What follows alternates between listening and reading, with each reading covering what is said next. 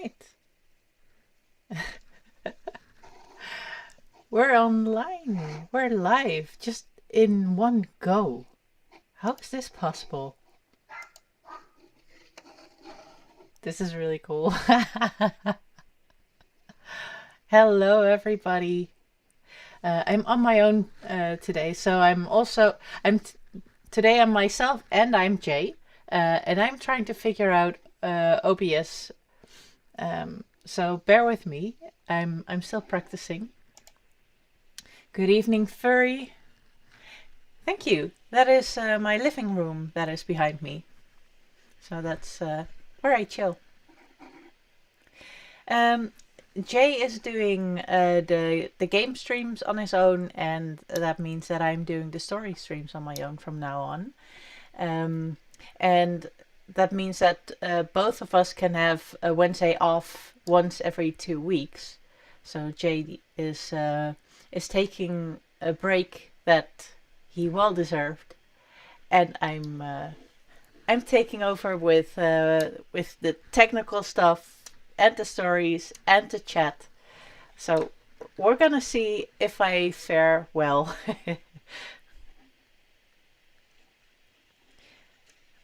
All right. Uh, Hello, Phoenicia. Happy New Year again. Yes. Still feels new, right? Are everyone's New Year's resolutions going well? Hi, fellows. Good to see you.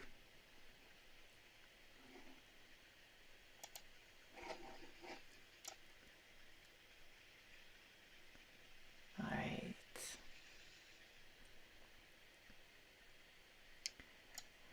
I believe I did this once before by myself, um, but I'm not really sure if I did that. I think that I set everything up for streaming by myself, and I believe that Jay then last minute did help me out. So I this might be my first really solo stream. But I do think I did a solo stream with Els. I'm not really sure anymore, but something happened, or there have been intentions in the past. But yeah, now it was a matter of finding out. Okay, how did OBS work again? Where do I find all the settings? Um, and I don't have background music for you guys.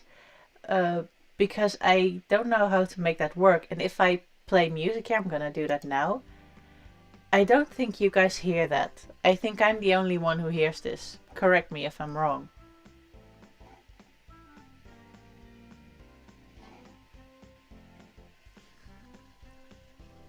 Oh, you do? In that case, we have background music. We have everything. Alright, doctor, you don't do New Year's resolutions. Yeah, I understand. Goal setting should be something that you do whenever you feel is the right time for you. Uh, but for a lot of people, they they do enjoy starting with the new year. And I read somewhere a joke like, "What are New Year's resolutions?" Oh yeah, that's a planning for the first week of January.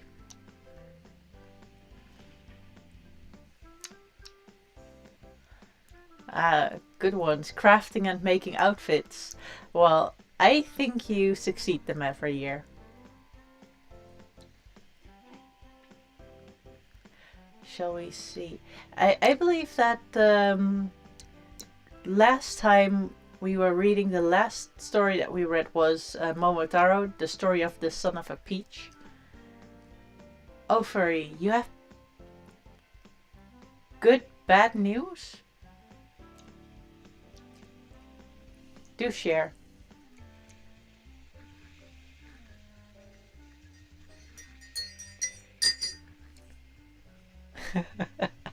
Crafting now. Good, great. Feels nice, right? When you're not alone in the room. That's one thing that streaming is really good for. If you're just going about in the house and you have a stream in the background, um, it feels like there's some people there, things are going on.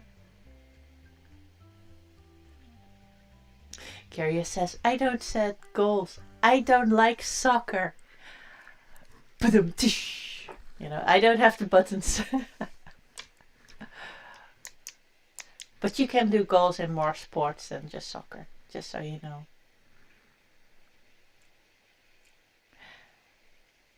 Furry says, the good part is the job is not gone. When they are hiring again, the project continues. Oh, the new job is postponed because of COVID. They are not hiring right now. Oh. Oh, that's nasty. So, did you already cancel your old job, or can you just continue as you are now until the new job comes back?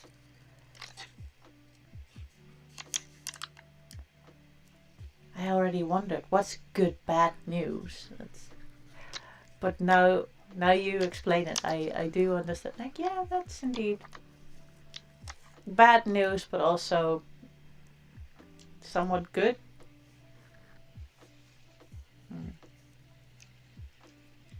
It is what it is, right? We all deal with it, with the COVID.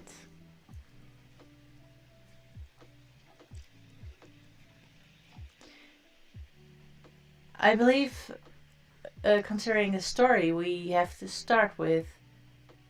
I'm going to finish the furry part. I stopped at the hotel and am now an order picker, but the computer tech job is the one on hold right now. That's strange. Don't they? The computer tech job, not because of COVID. Isn't that the kind of job that becomes more in demand because of COVID? I am confused.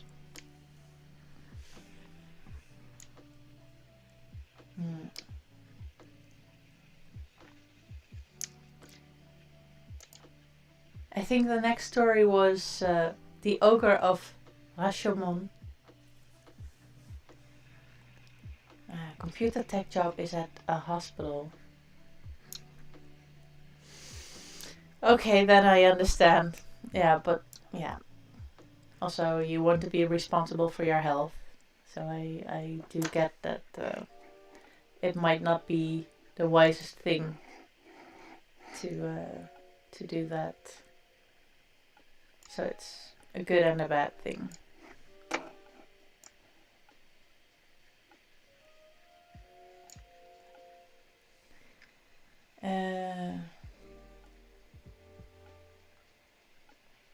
Yeah, no time.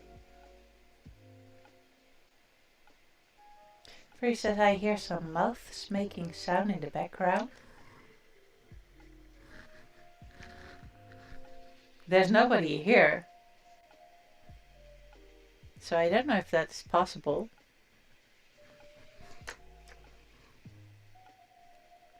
And I don't think that I'm making weird sounds. No, there's no kitty. There was a kitty over here sleeping. But no. Could it be? Is it the microphone? Like you hear hair? Is that it?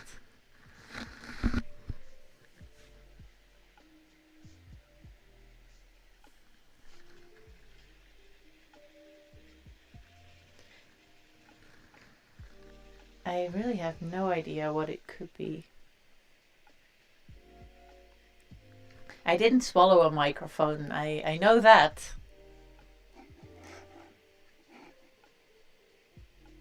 That's not my my taste. Like, dinner, crunchy.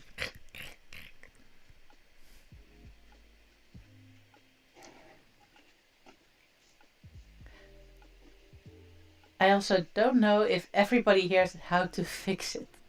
So that's another thing.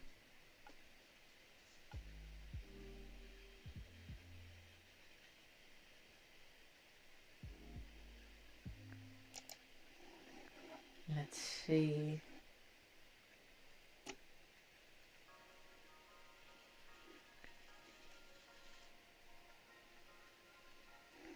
Maybe.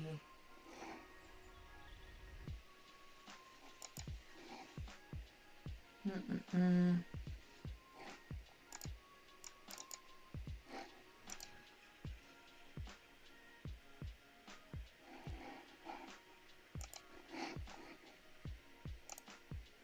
Is this better? I don't know, but I just tried whatever in OBS. Okay, there was. Uh, all right, there was something that was disconnected in OBS, so apparently that started to make funny noises. OBS is alive.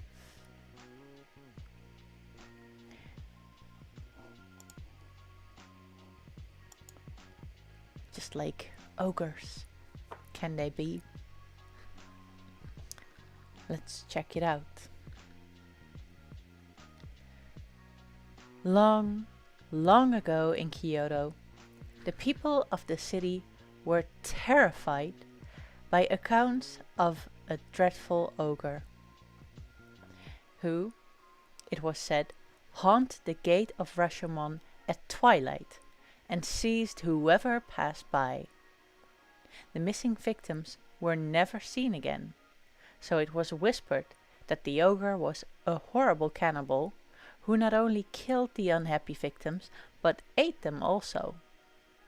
Now everybody in town and neighborhood was in great fear, and no one durst venture out after sunset near the gate of Rashomon. Now at this time there lived in Kyoto a general named Raiko, who had made himself famous for his brave deeds. Some time before this, he made the country ring with his name, for he had attacked Oyama, where a band of ogres lived with their chief, who instead of wine drank the blood of human beings. He had routed them all and cut off the head of the chief monster. This brave warrior was always followed by a band of faithful knights. In this band there were 5 knights of great valor. One evening, as the 5 knights sat at a feast, quaffing sake in their rice bowls, and eating all kinds of fish, raw, and stewed, and broiled, and toasting each other's healths and exploits, the first knight, Hojo, said to the others, "Have you all heard the rumor that every evening after sunset there comes an ogre to the gate of Rashomon, and that he seizes all who pass by?" The second knight, Watanabe, answered him, saying, "Do not talk such nonsense. All the ogres were killed by our chief Raiko at Oyama. It cannot be true, because even if any ogres did escape from that great killing, they would not dare to show themselves in this city, for they know that our brave master would at once attack them if he knew that any of them were still alive." "Then do you disbelieve what I say, and think that I am telling you a falsehood?" "No, I do not think that you are telling the lie," said Watanabe, but you have heard some old woman's story, which is not worth believing." "Then the best plan is to prove what I say, by going there yourself and finding out yourself whether it is true or not," said Hojo. Watanabe, the second knight, could not bear the thought that his companion should believe he was afraid. So he answered quickly, "Of course, I will go at once and find out for myself." So Watanabe at once got ready to go. He buckled on his long sword and put on a coat of armor and tied on his large helmet. When he was ready to start, he said to the others, "Give me something so that I can prove I have been there." Then one of the men got a roll of writing paper, and his box of Indian ink and brushes, and the 4 comrades wrote their names on a piece of paper. "I will take this," said Watanabe, "and put it on the gate of Rashomon. So tomorrow morning will you all go and look at it? I may be able to catch an ogre or 2 by then." And he mounted his horse and rode off gallantly. It was a very dark night, and there was neither moon nor star to light Watanabe on his way. To make the darkness worse, a storm came on. The rain fell heavily, and the wind howled like wolves in the mountains. Any ordinary man would have trembled at the thought of going outdoors, but Watanabe was a brave warrior and dauntless, and his honor and word were at stake. So he sped on into the night, while his companions listened to the sound of his horse's hoofs dying away in the distance. Then shut the sliding shutters close, and gathered round the charcoal fire, and wondered what would happen, and whether their comrade would encounter one of those horrible Oni. At last Watanabe reached the gate of Rashomon, but peer as he might through the darkness, he could see no sign of an ogre. "It is just as I thought," said Watanabe to himself. "There are certainly no ogres here. It is only an old woman's story. I will stick this paper on the gate so that the others can see I have been here when they come tomorrow, and then I will take my way home and laugh at them all." He fastened the piece of paper, signed by all his 4 companions, on the gate, and then turned his horse's head towards home. As he did so, he became aware that someone was behind him, and at the same time a voice called out to him to wait. Then his helmet was seized from the back. "Who are you?" said Watanabe fearlessly. He then put out his hand and groped around to find out who or what it was that held him by the helmet. As he did so, he touched something that felt like an arm. It was covered with hair and as big round as the trunk of a tree. Watanabe knew at once that this was the arm of an ogre, so he drew his sword and cut at it fiercely. There was a loud yell of pain, and then the ogre dashed in front of the warrior. Watanabe's eyes grew large with wonder, for he saw that the ogre was taller than the great gate. His eyes were flashing like mirrors in the sunlight, and his huge mouth was wide open, and as the monster breathed, flames of fire shot out of his mouth. The ogre thought to terrify his foe, but Watanabe never flinched.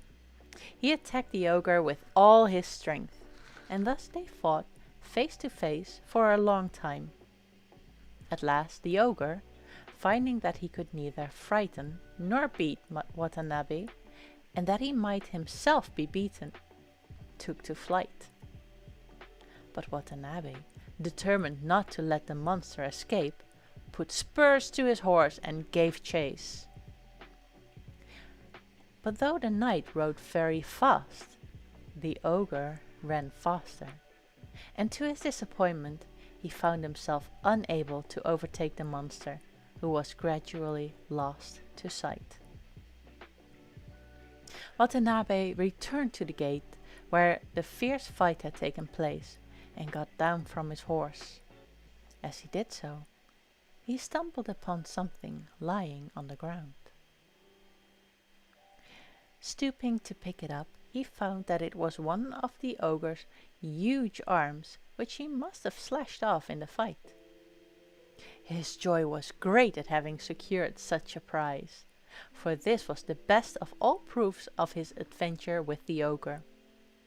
So he took it up carefully and carried it home as a trophy of his victory. When he got back, he showed the arm to his comrades, who one and all called him the hero of their band and gave him a great feast. His wonderful deed was soon noised abroad in Kyoto, and people from far and near came to see the ogre's arm. Watanabe now began to grow uneasy as to how he should keep the arm in safety, for he knew that the ogre to whom it belonged was still alive. He felt sure that one day or other, as soon as the ogre got over his scare, he would come to try to get his arm back again. Watanabe therefore had a box made of the strongest wood and banded with iron. In this he placed the arm, and then he sealed down the heavy lid, refusing to open it for anyone. He kept the box in his own room and took charge of it himself, never allowing it out of his sight. Now one night he heard someone knocking at the porch, asking for admittance. When the servant went to the door to see who it was, there was only an old woman, very respectable in appearance. On being asked who she was and what was her business, the old woman replied with a smile that she had been nurse to the master of the house when he was a little baby.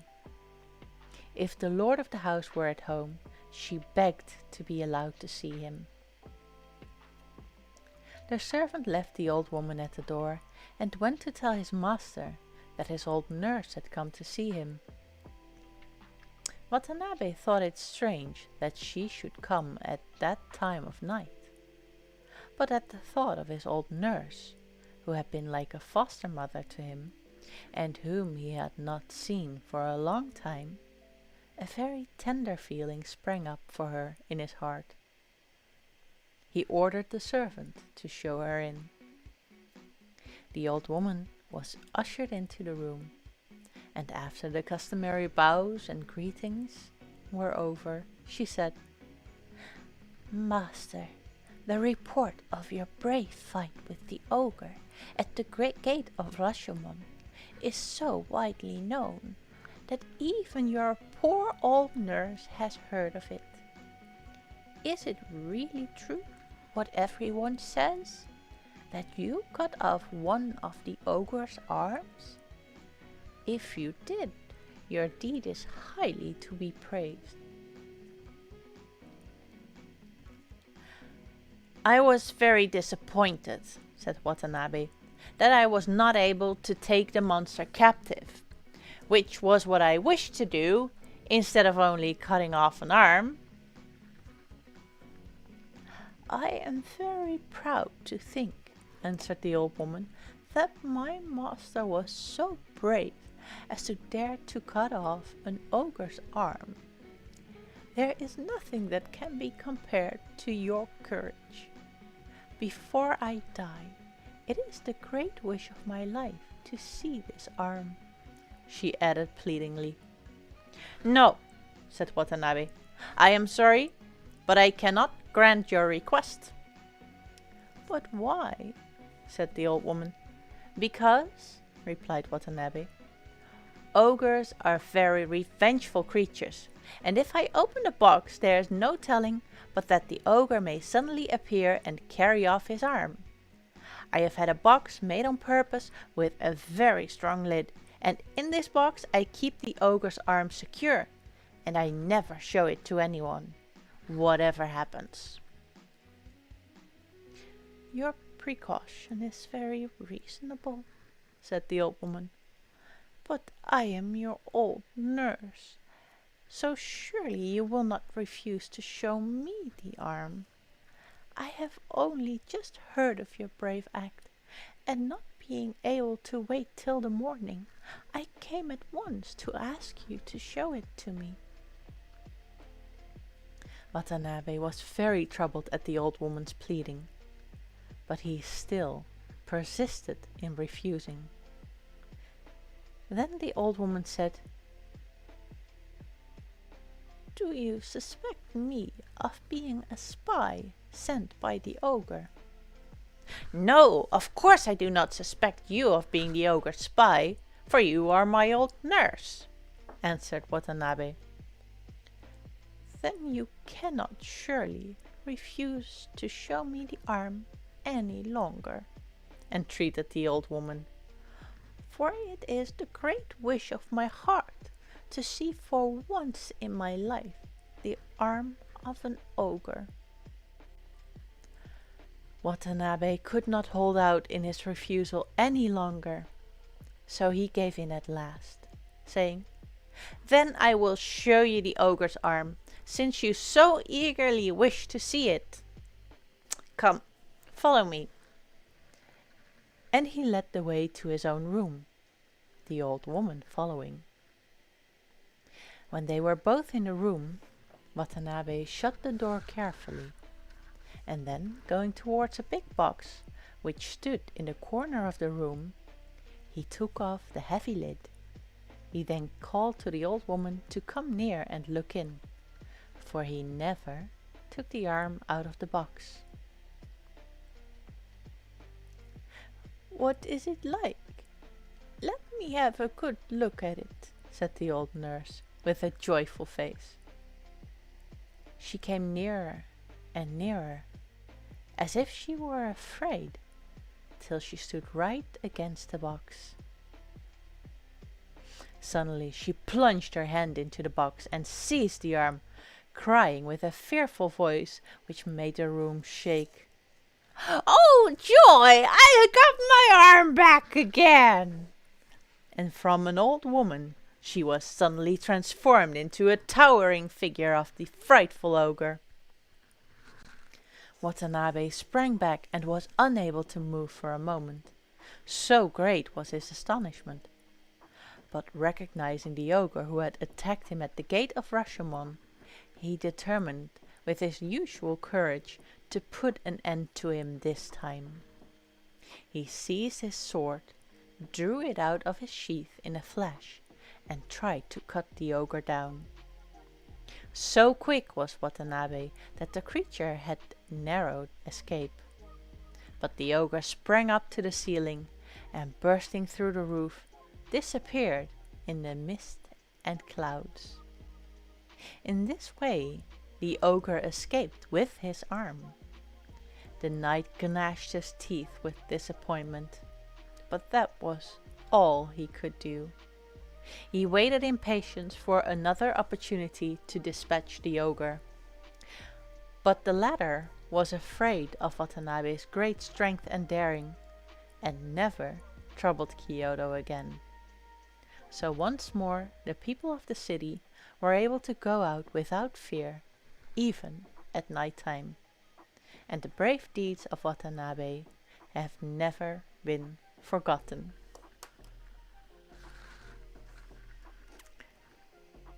Well, that's the end of this story. Hello, Cookie Juice. Yeah, curious, the ogre got away and effed off. Happy ending? Yeah, well, what do you say? Is this a happy ending?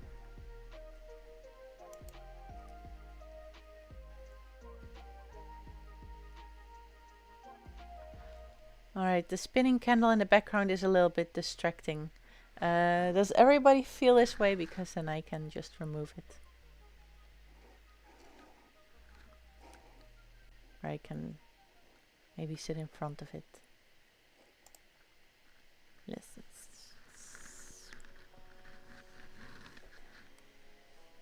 be going wee wee. The sitting in front of it doesn't really work. So I thought it was so pretty.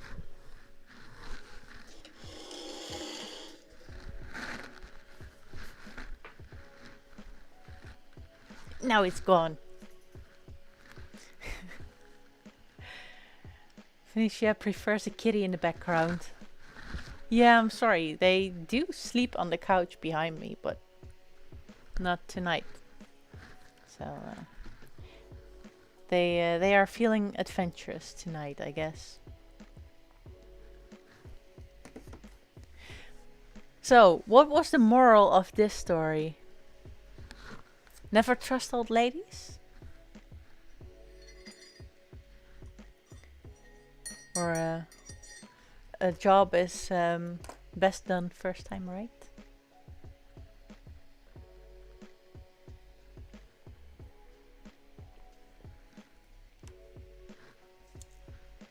The early bird catches the arm.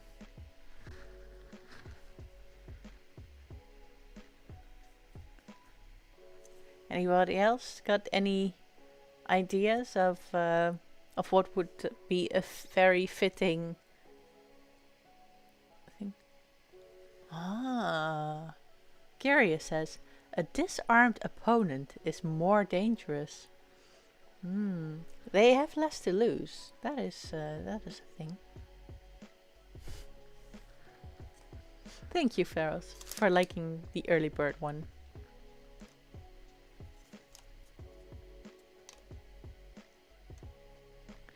It would be nice to have one about the second mouse as well. Like the early bird catches the arm and the second mouse gets the cheese, but then differently.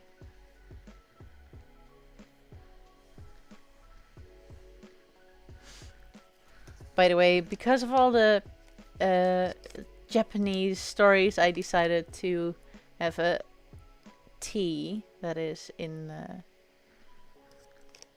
Japanese fashion as well. Rice tea.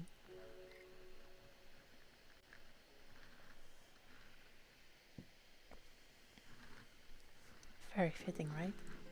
Yeah. And it has a very subtle taste, so it's one of the teas that I really like.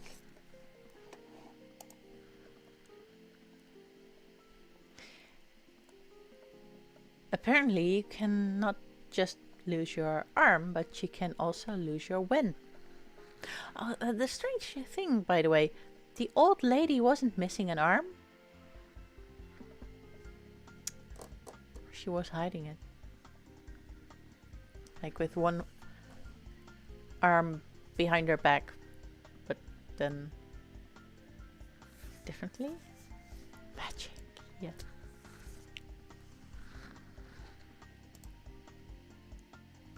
Does anybody know what a wen is?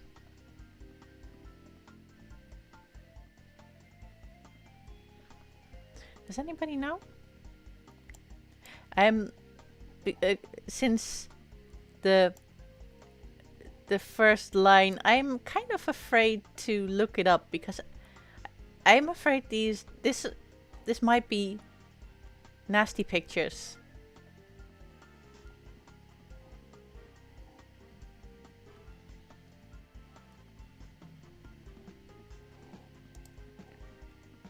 Or shall I look up and show you what a wen is? Do you check? Do I check? Who of us is going to check what a wen is?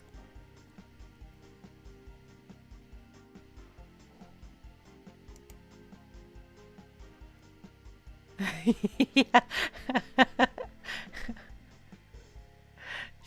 Am I gonna click?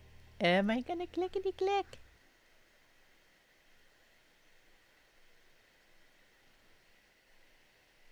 A pimple or a mole? Yeah, must be something like that. But do you know? Wait, I'm gonna check on my mobile. What is a wen?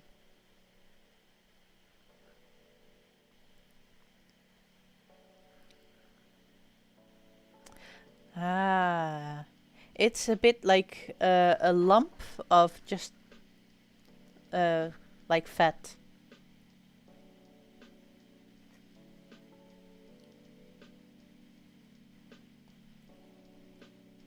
but I'm seeing a bunch of different things, but let's call it a lump. Yeah. Alright, Furry Baron says, when? Noun, an abnormal growth or a cyst protruding from a surface, especially of the skin. It's a weight loss story. It's a pimple popping story.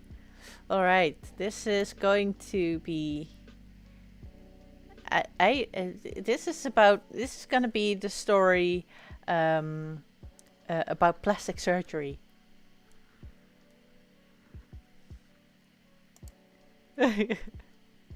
No, don't go, Cookie. No, this has to. This cannot become more gruesome than the ogre. I hope. It could be quite satisfying. Alright, but he lost his wen, so we're gonna see how he magics it away. This is... I like the bad guys in the story. It's yeah. The wen, the evil wen. Let's just rip the band-aid off and go with it and figure out. Otherwise we're gonna keep on wondering. Many years ago, there lived a good old man who had a wen like a tennis ball growing out of his right cheek. This lump was a great disfigurement to the old man, and so annoyed him that for many years he spent all his time and money in trying to get rid of it. He tried everything he could think of. He consulted many doctors, far and near, and took all kinds of medicines, both internally and externally. But it was all of no use. The lump only grew bigger and bigger, till it was nearly as big as his face. And in despair, he gave up all hopes of ever losing it, and resigned himself to the thought of having to carry the lump on his face all his life. One day, the firewood gave out in his kitchen, so, as his wife wanted some at once, the old man took his axe and set out for the woods up among the hills, not very far from his home. It was a fine day in the early autumn, and the old man enjoyed the fresh air and was in no hurry to get home. So the whole afternoon passed quickly while he was chopping wood, and he had collected a goodly pile to take back to his wife. When the day began to draw to a close, he turned his face homewards. The old man had not gone far on his way down the mountain pass when the sky clouded and rain began to fall heavily. He looked about for some shelter, but there was not even a charcoal burner hut near. At last he espied a large hole in the hollow trunk of a tree. The hole was near the ground, and so he crept in easily, and sat down in hopes that he had only been overtaken by a mountain shower, and that the weather would soon clear. But much to the old man's disappointment, instead of clearing, the rain fell more and more heavily, and finally a heavy thunderstorm broke over the mountain. The thunder roared so terrifically, and the heavens seemed to be so ablaze with lightning, that the old man could hardly believe himself to be alive. He thought that he must die of fright. At last, however, the sky cleared, and the whole country was aglow in the rays of the setting sun. The old man's spirits revived when he looked out at the beautiful twilight, and he was about to step out from his strange hiding place in the hollow tree, when the sound of what seemed like approaching steps of several people caught his ear. He at once thought that his friends had come to look for him, and he was delighted at the idea of having some jolly companions with whom to walk home. But on looking out from the tree, what was his amazement to see, not his friends, but hundreds of demons coming towards the spot. The more he looked, the greater was his astonishment. Some of these demons were as large as giants. Others had big eyes out of all proportion to the rest of their bodies. Others again had absurdly long noses, and some had such big mouths that they seemed to open from ear to ear. All had thorns growing out their foreheads. The old man was so surprised at what he saw that he lost his balance and fell out the hollow tree. Fortunately for him, the demons did not see him, as the tree was in the background. So he picked himself up and crept back into the tree. While he was sitting there and wondering impatiently when he would be able to get home, he heard the sound of gay music, and then some of the demons began to sing. "What are these creatures doing?" said the old man to himself. "I will look out. It sounds very amusing." On peeping out, the old man saw that the demon chief himself was actually sitting with his back against the tree in which he had taken refuge, and all the other demons were sitting round, some drinking and some dancing. Food and wine was spread before them on the ground, and the demons were evidently having a great entertainment and enjoying themselves immensely. It made the old man laugh to see their strange antics. "How amusing this is!" laughed the old man to himself. "I am now quite old, but I have never seen anything so strange in all of my life." He was so interested and excited in watching all that the demons were doing that he forgot himself and stepped out of the tree and stood looking on. The demon chief was just taking a big cup of sake and watching one of the demons dancing. In a little while he said with a bored air, "Your dance is rather monotonous. I am tired of watching it. Isn't there anyone amongst you all who can dance better than this fellow?" Now the old man had been fond of dancing his whole life and was quite an expert in the art, and he knew that he could do much better than the demon. "Shall I go and dance before these demons and let them see what a human being can do? It may be dangerous, for if I don't please them, they may kill me," said the old fellow to himself. His fears, however, were soon overcome by his love of dancing. In a few minutes he could restrain himself no longer, and came out before the whole party of demons and began to dance at once. The old man, realizing that his life probably depended on whether he pleased these strange creatures or not, exerted his skill and wit to the utmost. The demons were at first very surprised to see a man so fearlessly taking part in their entertainment, and then their surprise soon gave place to admiration. "How strange!" exclaimed the horned chief. "I never saw such a skillful dancer before. He dances admirably." When the old man had finished his dance, the big demon said, "Thank you very much for your amusing dance. Now give us the pleasure of drinking a cup of wine with us." and with these words he handed him his largest wine cup.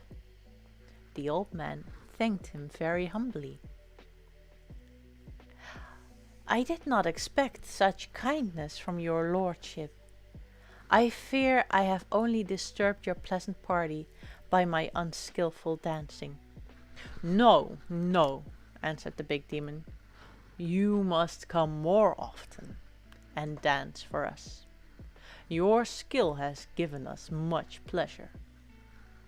The old man thanked him again and promised to do so. "Then will you come again tomorrow, old man?" "Certainly I will," answered the old man. "Then you must leave some pledge of your word with us," said the demon. "Whatever you like," said the old man. "Now, what is the best thing he can leave us as a pledge?" asked the demon, looking round. Then said one of the demon's attendants, kneeling behind the chief, "The token he leaves with us must be the most important thing to him in his possession. I see the old man has a wen on his right cheek. No mortal men consider such a wen very fortunate. Let my lord take the lump from the old man's right cheek, and he will surely come tomorrow, if only to get that back." "You are very clever," said the demon chief, giving his horns an approving nod. Then he stretched out a hairy arm and claw-like hand and took the great lump from the old man's right cheek. Strange to say, it came off as easily as a ripe plum from the tree at the demon's touch. And then the merry troop of demons suddenly vanished. The old man was lost in bewilderment by all that had happened. He hardly knew for some time where he was. When he came to understand what had happened to him, he was delighted to find that the lump on his face, which had for so many years disfigured him, had really been taken away without any pain to himself. He put up his hand to feel if any scar remained, but found that his right cheek was as smooth as his left. The sun had long set, and the young moon had risen like a silver crescent in the sky. The old man suddenly realized how late it was and began to hurry home. He patted his right cheek all the time, as if to make sure of his good fortune at having lost the wen. He was so happy that he found it impossible to walk quietly. He ran and danced the whole way home. He found his wife very anxious, wondering what had happened to make him so late. He soon told her all that had passed since he left home that afternoon. She was quite happy as her husband when he showed her that the ugly lump had disappeared from his face, for in her youth she had prided herself on his good looks, and it had been a daily grief to her to see the horrid growth. Now next door to this good old couple there lived a wicked and disagreeable old man. He too had for many years been troubled with the growth of a wen on his left cheek, and he too had tried all manner of things to get rid of it, but in vain. He heard at once through the servant of his neighbor's good luck in losing the lump on his face, so he called that very evening and asked his friend to tell him everything that concerned the loss of it. The good old man told his disagreeable neighbor all that had happened to him. He described the place where he would find the hollow tree in which to hide, and advised him to be on the spot in the late afternoon towards the time of sunset. The old neighbor started out the very next afternoon, and after hunting about for some time, came to the hollow tree just as his friend had described. Here he hid himself and waited for the twilight. Just as he had been told, the band of demons came at that hour and held a feast with dance and song. When this had gone on for some time, the chief of the demons looked around and said, "It is now time for the old man to come as he promised us. Why doesn't he come?" When the second old man heard these words, he ran out of his hiding place in the tree and kneeling down before Oni said, "I have been waiting for a long time for you to speak." "Ah, you are the old man of yesterday," said the demon chief. "Thank you for coming. You must dance for us soon." The old man now stood up and opened his fan and began to dance. But he had never learned to dance and knew nothing about the necessary gestures and different positions. He thought that anything would please the demons, so he just hopped about, waving his arms and stamping his feet, imitating as well as he could any dancing he had ever seen. The Oni were very dissatisfied at his exhibition and said amongst themselves, "How badly he dances today." Then to the old man the demon chief said, "Your performance today is quite different from the dance of yesterday. We don't wish to see any more of such dancing. We will give you back the pledge you left with us. You must go away at once." With these words he took out from a fold of his dress the lump which he had taken from the face of the old man who had danced so well the day before, and threw it at the right cheek of the old man who stood before him. The lump immediately attached itself to the cheek as firmly as it had grown there always, and all attempts to pull it off were useless. The wicked old man, instead of losing the lump on his left cheek as he had hoped, found to his dismay that he had but added another to his right cheek in his attempt to get rid of the first. He put up first one hand and then the other to each side of his face to make sure if he were not dreaming a horrible nightmare. No, sure enough, there was now a great wen on the right side of his face, on the left. The demons had all disappeared, and there was nothing for him to do but to return home. It was a pitiful sight, for his face, with the two large lumps, one on each side, looked just like a Japanese gourd. And that's the end of this story. I see we have a new follower. Plastic D-Spot Jesus, welcome. Alright. How are you? Glad to have you with us. We're reading Japanese fairy tales, and these are the last few chapters, and the story that we just read is about the bad guy is a lump on the cheek. So these are very original stories. Yeah, I'm doing great and happy to see that you are doing great. Curious says, there can't be a Japanese fairy tale without some body horror. Pearl says, so Akira is actually a fairy tale. Works for me. Yeah, could work. It's a hero story. It's then the hero would be an old man who knows how to dance. Or maybe the hero is the demon. Depends on how you look at it. The demon takes away the lumps. Now what we usually do after a story is we see if there are any, if there's a moral to the story, but then not like be kind, but more the dark side, the evil moral. So does anyone have a moral? Um,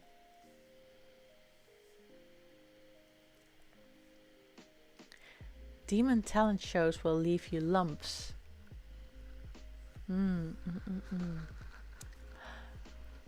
Or, well, a very fitting song to this would be Are We Human or Are We Dancers?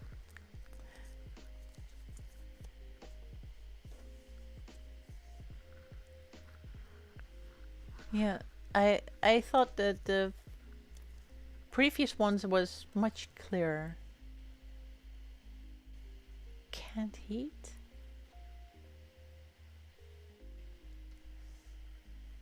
Well, there's not one good answer.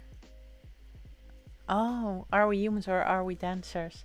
I believe that dancers is another word for puppets.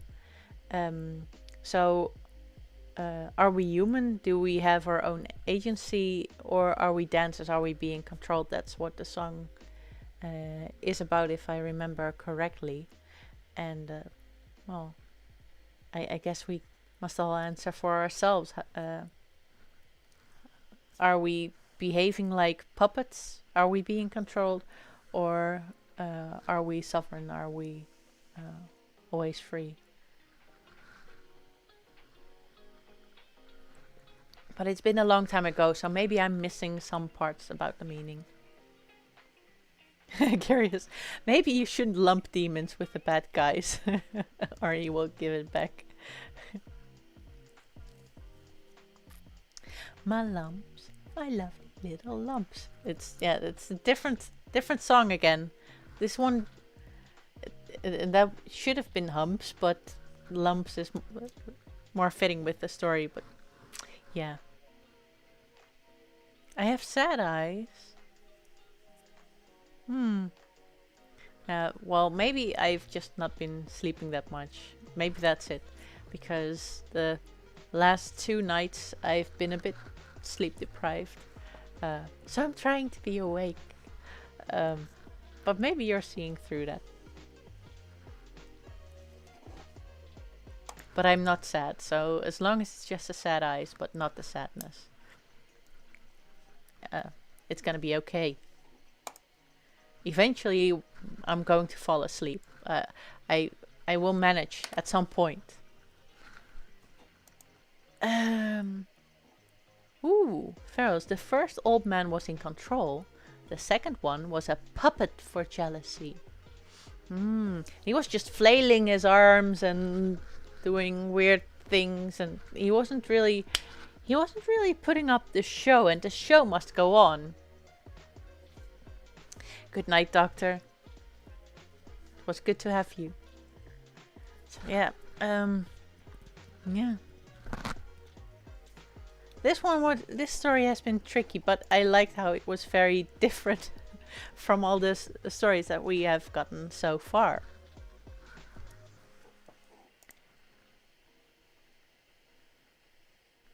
I believe we have one more story in this book.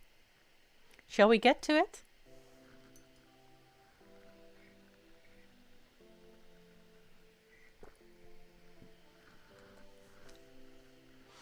I think it's gonna be short, but we'll see. The Stones of 5 Colors and the Empress Jokwa. An old Chinese story. This one is not Japanese.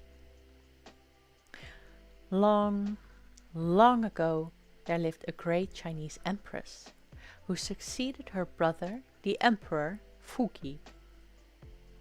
It was the age of giants, and the Empress, Jokwa, for that was her name, was 25 feet high, nearly as tall as her brother.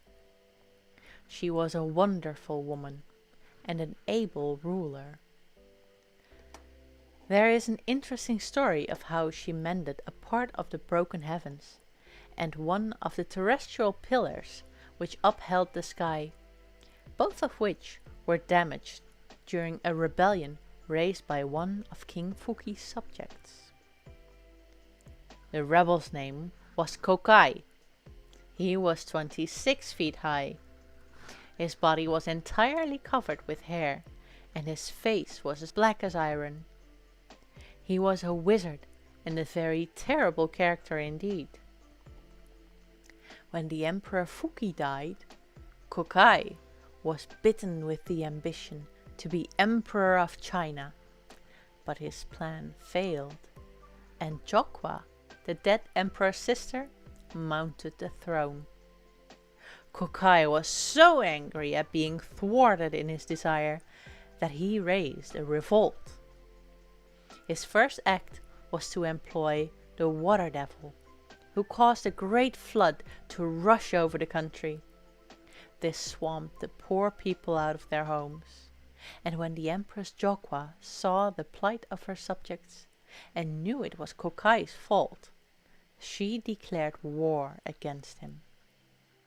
Now Jokwa, the Empress, had two young warriors called Hako and Aiko, and the former she made general of the front forces.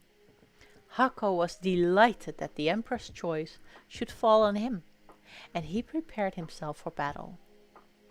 He took up the longest lance he could find and mounted a red horse, and was just about to set out when he heard someone galloping hard behind him and shouting, "Hako, stop! The general of the front forces must be I!" He looked back and saw Aiko, his comrade, riding on a white horse, in the act of unsheathing a large sword to draw upon him. Hako's anger was kindled, and as he turned to face his rival, he cried, "Insolent wretch! I have been appointed by the Empress to lead the front forces to battle. Do you dare to stop me?" "Yes," answered Aiko. "I ought to lead the army. It is you who should follow me." At this bold reply, Hako's anger burst from a spark into a flame. "Dare you answer me thus? Take that!" And he lunged at him with his lance. But Aiko moved quickly aside, and at the same time, raising his sword, he wounded the head of the general's horse. Obliged to dismount, Hako was about to rush at his antagonist, when Aiko, as quick as lightning, tore from his breast the badge of commandership and galloped away. The action was so quick that Hako stood dazed, not knowing what to do. The Empress had been a spectator of the scene, and she could not but admire the quickness of the ambitious Aiko. And in order to pacify the rivals, she determined to appoint them both to the generalship of the front army. So Hako was made commander of the left wing and of the front army, and Aiko of the right. 100,000 soldiers followed them and marched to put down the rebel Kokai. Within a short time, the two generals reached the castle where Kokai had fortified himself.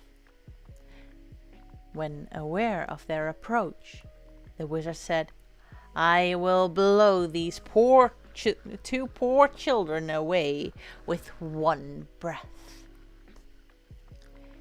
He little thought how hard he would find to fight.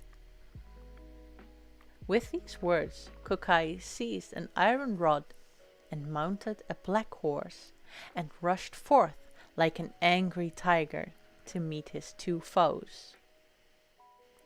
As the two young warriors saw him tearing down upon them, they said to each other, "We must not let him escape alive," and they attacked him from the right and from the left, with sword and with lance.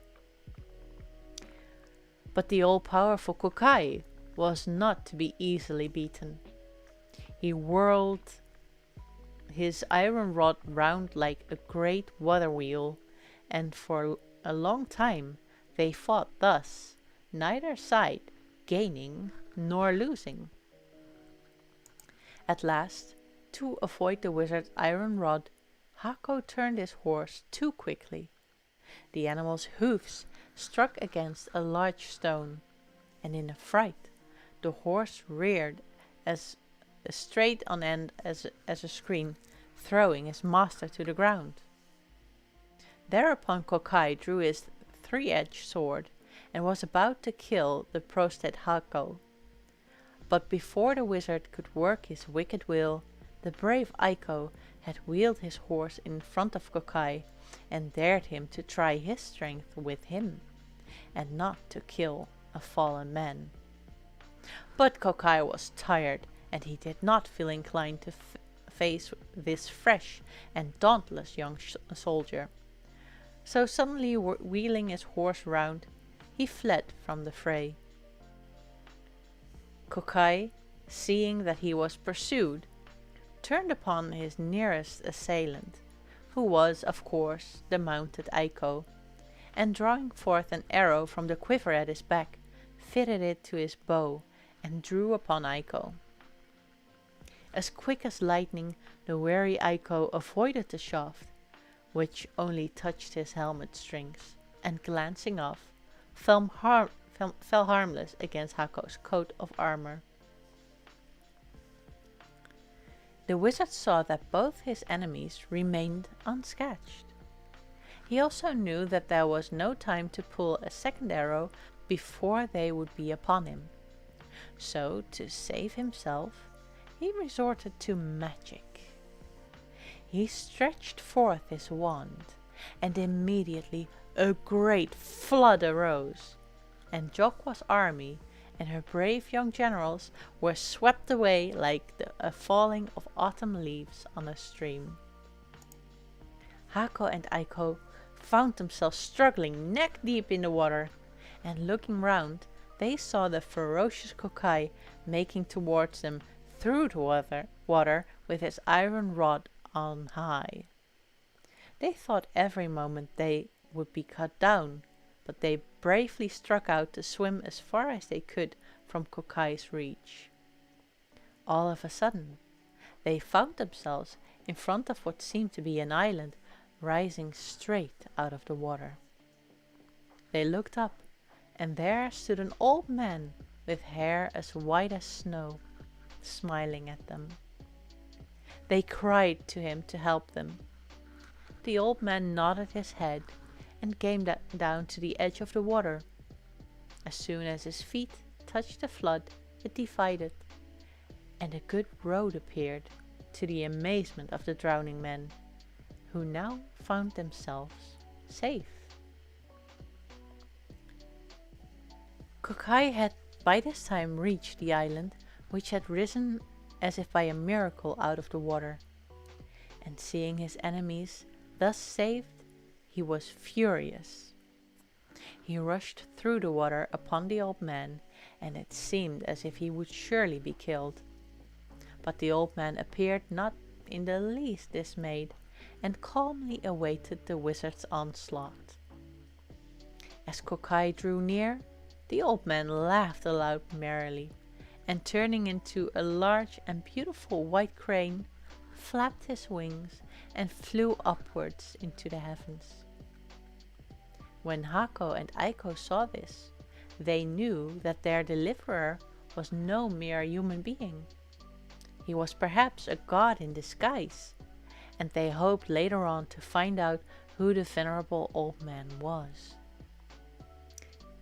In the meantime they had retreated, and it being now the close of day, for the sun was setting, but Kokai and the young warriors gave up the idea of fighting more that day.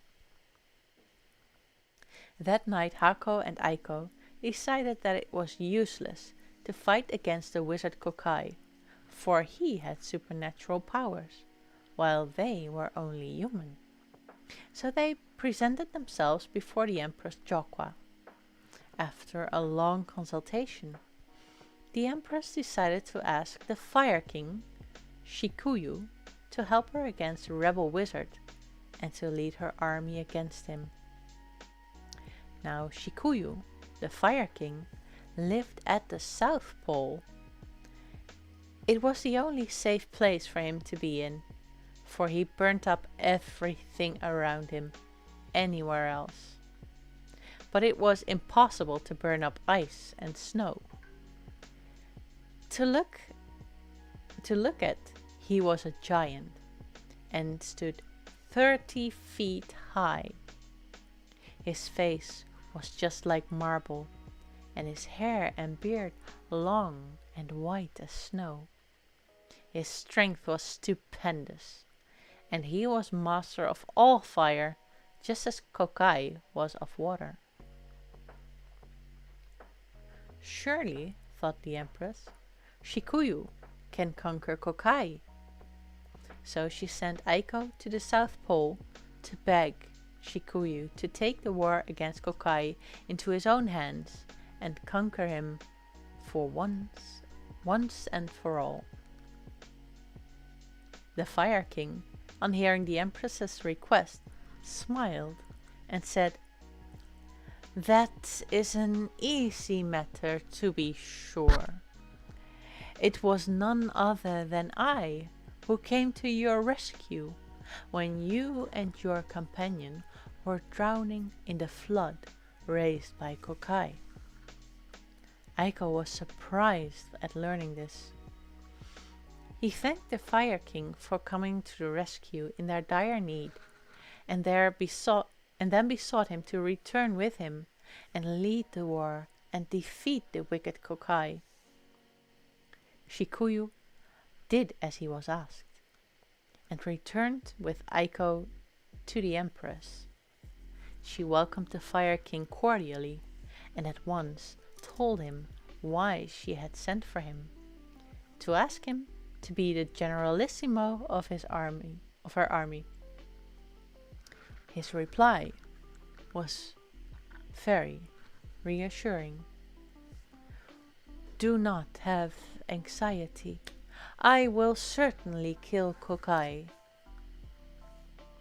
Shikuyu then placed himself at the head of 30,000 soldiers, and with Hako and Aiko showing him the way, marched to the enemy's castle. The Fire King knew the secret of Kokai's power, and he now told all the soldiers to gather a certain kind of shrub. This they buried in large quantities, and each soldier was then ordered to fill a big bag full of the ashes thus obtained. Kokai, on the other hand, in his own conceit, thought that Shikuyu was of inferior power to himself, and he murmured angrily, "Even though you are the Fire King, I can soon extinguish you." Then he repeated an incantation, and the water floods rose and welled as high as the mountains. Shikuyu, not in the least frightened, ordered his soldiers to scatter the ashes of which he had caused them to make.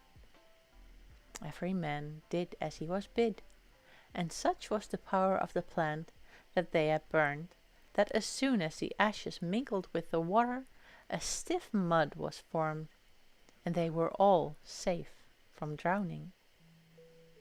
Now Kokai the wizard was dismayed when he saw that the Fire King was superior in wisdom to himself, and his anger was so great that he rushed headlong towards the enemy. Aiko rose to meet him, and the two fought together for some time. They were well matched and in hand-to-hand combat. Hako, who was carefully watching the fray, saw that Aiko began to tire, and fearing that his companion would be killed, he took his place. But Kokai had tired as well, and feeling himself unable to hold out against Hako, he said artfully, "You are too magnanimous thus to fight for your friend and run the risk of being killed. I will not hurt such a good man." And he pretended to retreat, turning away the head of his horse. His intention was to throw Hako off his guard and then to wheel round and take him by surprise. But Shikuyu understood the wily wizard, and he bespoke at once, "You coward! You cannot deceive me!" Saying this, the Fire King made a sign to the unwary Hako to attack him. Kokai now turned upon Shikuyu furiously, but he was tired and unable to fight well, and he soon received a wound in his shoulder. He now broke from the fray and tried to escape in earnest. While the fight between their leaders had been going on, the two armies had stood waiting for the issue. Shikuyu now turned and bade Jokwa's soldiers charge the enemy's forces. This they did, and routed them with great slaughter, and the wizard barely escaped with his life. It was in vain that Kokai called upon the water devil to help him, for Shikuyu knew the counter-charm. The wizard found that the battle was against him. Mad with pain, for his wound began to trouble him, and frenzied with disappointment and fear, he dashed his head against the rocks of Mount Shu and died on the spot. There was an end of the wicked Kokai, but not of trouble in the Empress Jokwa's kingdom, as you shall see. The force with which the wizard fell against the rocks was so great that the mountain burst, and the fire rushed out from the earth, and one of the pillars upholding the heavens was broken, so that one corner of the sky dropped till it touched the earth. Shikuyu, the Fire King, took up the body of the wizard and carried it to the Empress Jokwa, who rejoiced greatly that her enemy was vanquished, and her generals victorious. She showered all manners of gifts and honors upon Shikuyu. But all this time was bursting from the mountain, broken by the fall of Kokai. Whole villages were destroyed, rice fields burnt up, riverbeds filled with the burning lava, and homeless people were in great distress. So the Empress left the capital as soon as she had rewarded the victor Shikuyu, and journeyed with all speed to the scene of disaster. She found that both heaven and earth had sustained damage, and the place was so dark that she had to light her lamp to find out the extent of the havoc that had been wrought. Having ascertained this, she set to work at the repairs. To this end, she ordered her subjects to collect stones of 5 colors: blue, yellow, red, white, and black. When she had obtained these, she boiled them with a kind of porcelain in a large cauldron, and the mixture became a beautiful paste, and with this she knew that she could mend the sky. Now all was ready. Summoning the clouds that were sailing ever so high above her head, she mounted them and rode heavenwards, carrying in her hands the vase containing the paste made from the stones of the 5 colors. She soon reached the corner of the sky that was broken, and applied the paste and mended it. Having done this, she turned her attention to the broken pillar, and with the legs of a very large tortoise, she mended it. When this was finished, she mounted the clouds and descended to earth, hoping to find that all was now right. But to her dismay, she found that it still was quite dark. Neither the sun shone by day, nor the moon by night. Greatly perplexed, she at last called a meeting of all the wise men of the kingdom, and asked their advice as to what she should do in this dilemma. Two of the wisest said, "The roads of heaven have been damaged by the late accident, and the sun and moon have been obliged to stay at home. Neither the sun could make his daily journey, nor the moon her nightly one, because of the bad roads. The sun and moon do not yet know that your majesty has mended all that was damaged, so we will go and inform them that since you have repaired them, the roads are safe." The empress approved of what the wise men suggested, and ordered them to set out on their mission.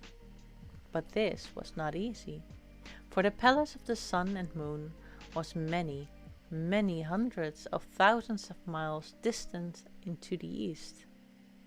If they travelled on foot, they might never reach the place. They would die of old age on the road. But Jokwa had recourse to magic. She gave her two ambassadors wonderful chariots, which could whirl through the air by magic power 1,000 miles per minute. They set out in good spirits, riding above the clouds, and after many days they reached the country where the sun and the moon were living happily together.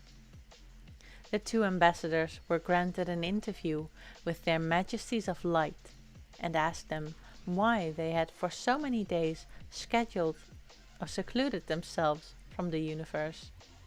Did they not know that by doing so they plunged the world and all its people into uttermost darkness, both day and night? Replied the sun and the moon, "Surely you know that Mount Shu has suddenly burst forth with fire, and the roads of heaven have been greatly damaged.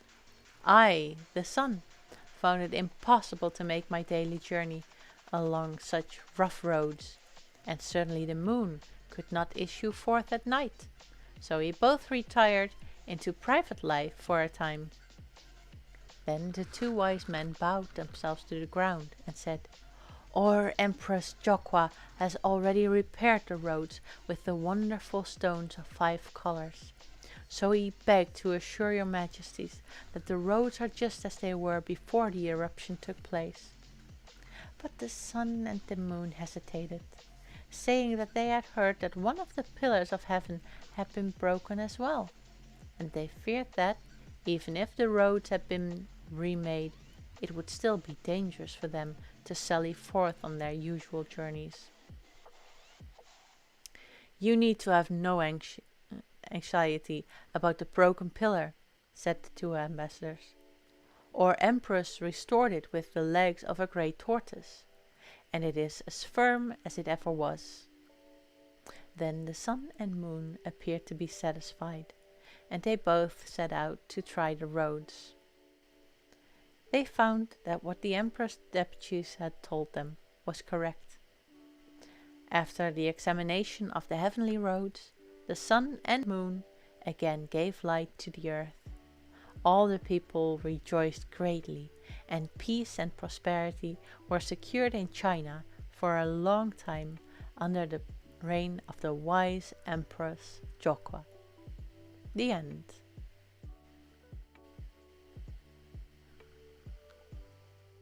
That's the end of the book.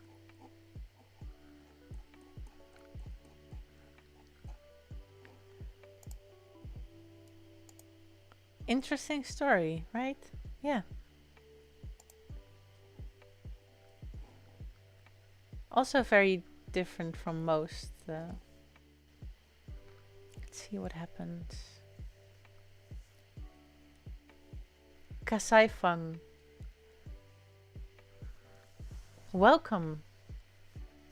Salutations, transgressors. I'm aspiring to purloin the theme.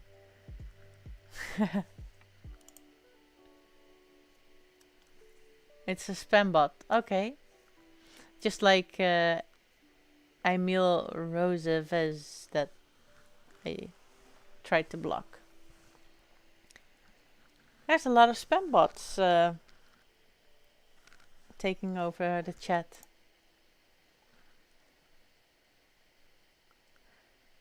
So how did you guys feel about this story? Was it a good ending for the book?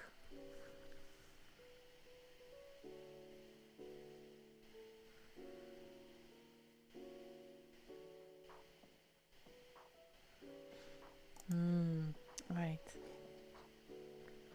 Well, thank you for looking into that, Furry.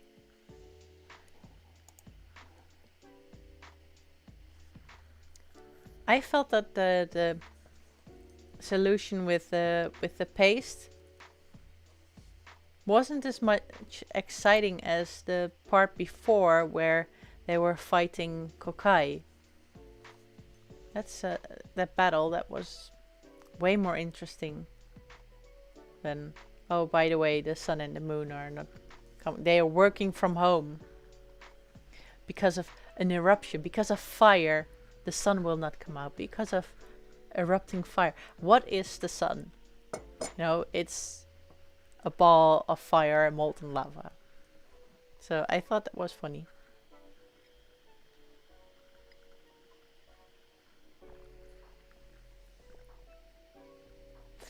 Gary says Chinese fairy tales have this air of grandness about them, lost of pomp and bombast, ending on a bang here. Yeah. Faro says, I guess the last story could be an entire book. Yeah, the battle was the climax. It was the most interesting thing. And again, I feel that this story did not promote evil as some of the earlier stories in the book did. I did not have the feeling that that there was something like maybe the sun and the moon being lazy or working from home is very yeah, let's not make jokes about that. It's in the news just too much.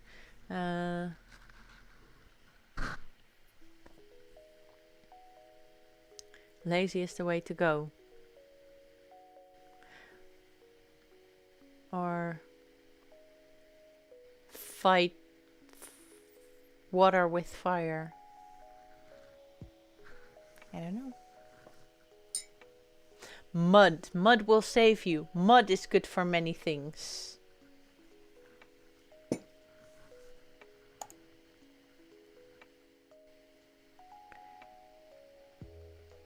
Let's see. Oh, and of course, to win from a great opponent, outnumber him. Because Kokai was on his own and the other ones, they were with 3 of them. Fighting fire with water is a basic firefighting tip. Yeah. In this story, they actually put out the water with a fire. He didn't even vaporize.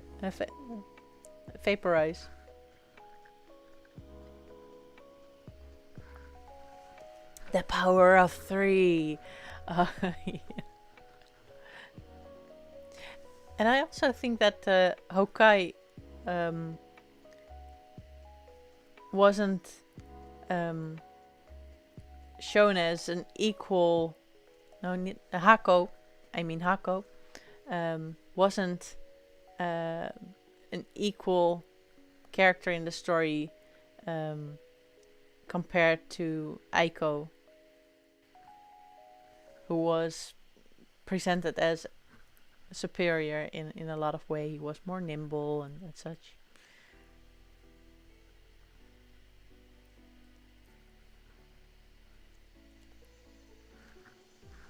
But I did like this story. I think it has the potential to, if you switch some things around, it could end with a bang. You could have a really nice gem here.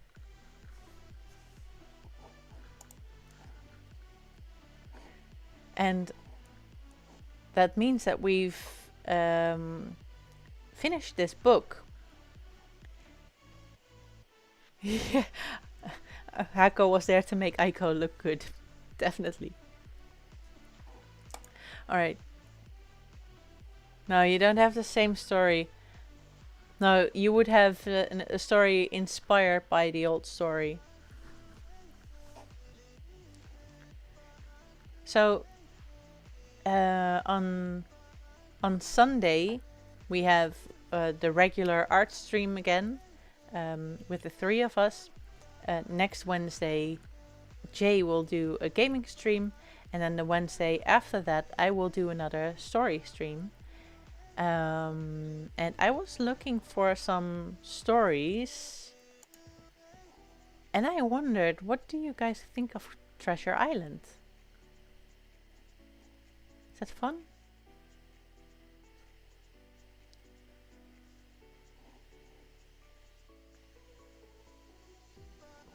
I don't think you guys will see this entirely correctly, but just giving a preview.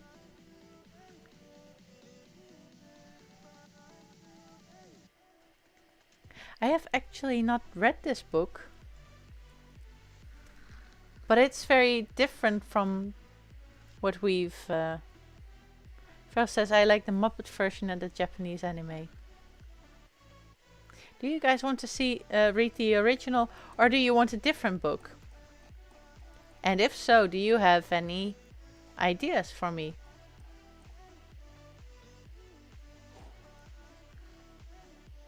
Let's go with the original. Alright.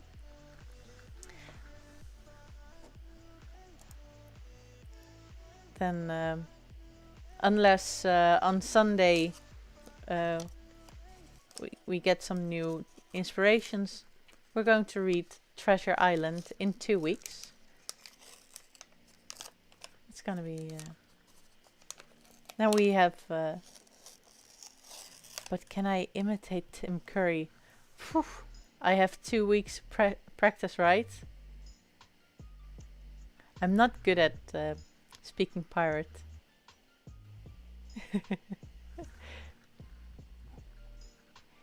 Aye, matey. I'm not convincing pirate yet.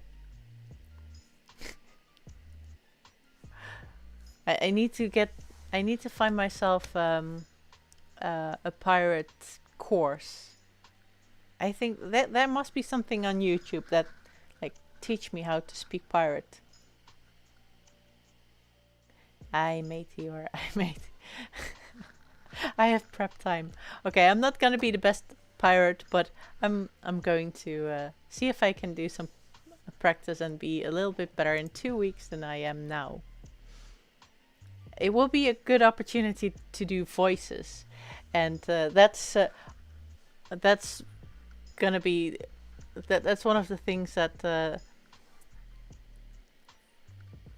was fun about the earlier stories that I read. Arr, arr. I need to grunt a little bit. Her. Or play Monkey Island. Okay, I need to channel my inner Pokemon, and it's gonna be the least feminine story. Ho ho ho, and a bottle of rum. So this is we're gonna try. So you're either going to watch me stumble or stumble badly.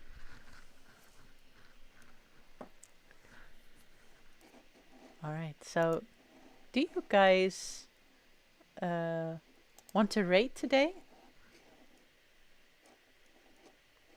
So I can go and check who's online right now.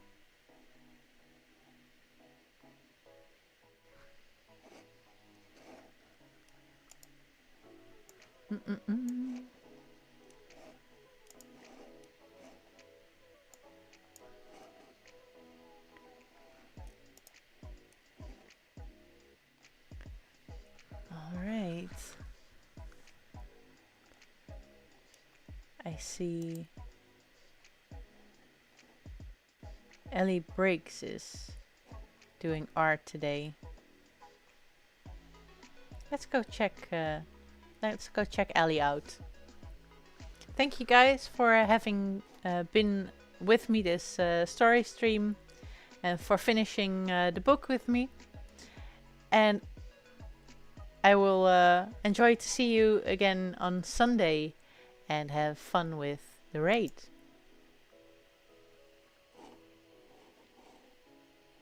Gonna be done in a couple of seconds. So, see you guys. Bye. Good night.